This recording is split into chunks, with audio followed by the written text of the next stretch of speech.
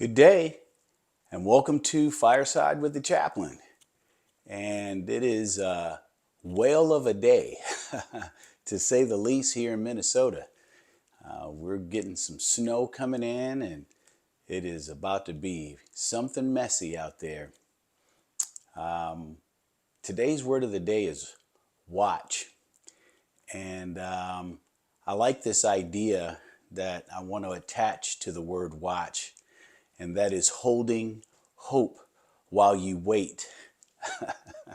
I don't know about you, I don't like waiting. And if you ask my wife, I am one to have you waiting for me often because I'm slow. I have done some pieces before about the waiting room and the importance of the waiting room. But I think that's something different. What I want to talk about today is this word and this understanding of the word watch. In Jeremiah 33, the 14th verse through the 18th verse, God is talking to Jeremiah, and the Message translation says, "Watch, the days are coming when I will keep the promise I made to the family of Israel and Judah. I will make sure they have justice and righteousness." You know, there are seasons when faith feels active, full of movement, clarity, and answers, and you can see God and feel God's presence. And then there's seasons of watching. These are moments marked by silence, uncertainty, and waiting for God to fulfill the promises made. Watching can feel uncomfortable. I know that it makes me uncomfortable. Scripture still reminds us that watching is not a passive act. It is a faithful attention. Again, in Jeremiah 33, which is the focus scripture of today, God speaks hope into a moment when fulfillment was still out of sight. The invitation to watch is more than just observation. It's a call to trust. God assures the people that what was promised is already in motion. Watching then becomes an act of faith, anticipating what is to be, choosing to stay present, choosing to remain alert, and choosing to be hopeful even when results have not yet arrived.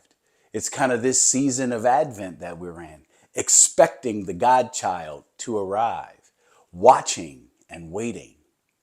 To watch spiritually means resisting the anxiety and leaning into expectancy. It means trusting that God's justice, restoration, and righteousness will come in God's time, kairos, not in our time, chronos. Often, often while we are watching for God to move around us, God is shaping something deeper on the inside of us, making us stronger, strengthening our patience, refining our trust, and deepening our hope. I can remember some of the church women would tell you to be careful about what you pray for, because you're praying for patience, you're going to have opportunities to exhibit patience. You're praying for strength, there will be opportunities to exhibit strength. And so watching is a faithful act, and watching is faith that stays awake while waiting for God's promise to unfold.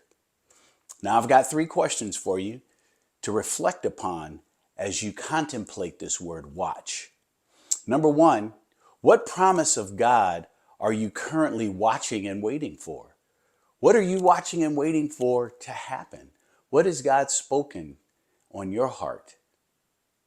Number 2, how do you respond to seasons of delay? Do you respond with fear, with control, trying to control all the elements? Or do you respond with trust? And then finally, number 3, what helps you stay spiritually alert and hopeful while you wait? If you forget all the things that I've just said, here's something to hang your hat on. Watching is not inactivity. It is hope that remains alert, trusting that God always keeps his promises. The word of the day is watch. If these words of the day are meaningful to you and speak to your heart, I encourage you to share them, and share them some more. And if you feel so led to support us in a financial way to help us continue to spread the word of the day, believing that one word can change somebody's life and an opportunity to be able to help them experience life differently and be thriving in life. Thank you for your time, and I pray that God be with you. If you're out on the roads, be safe, and until we meet again, be well.